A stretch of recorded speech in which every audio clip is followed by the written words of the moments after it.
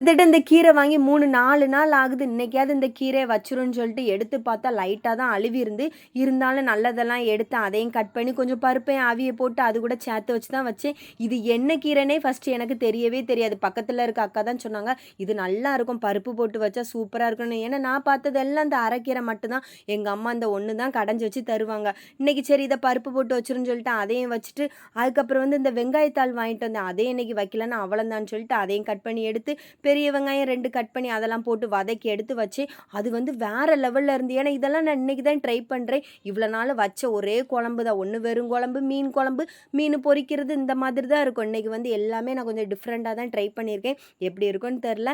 அதுக்கப்புறம் இன்னைக்கு மீன் இல்லாதனால சரி கருவாடு பொரிச்சுக்கலாம்னு சொல்லிட்டு கருவாடையும் பொரிச்சு எடுத்து, முட்டையும் லைட்டா அவிச்சு எடுத்து எல்லாமே வச்சு இன்னைக்கு சாப்பிட்டோம். ஆனா கீரை வேற லெவல்ல இருந்து. இந்த வெங்காயத்தாள் இவ்வளோ டேஸ்ட்டா இருக்குன்னு சொல்லிட்டு இன்னைக்கு தான் சாப்பிட்டு பார்த்தேன். என் ஹஸ்பண்டும் நல்லா இருக்குன்னு சொன்னாங்க.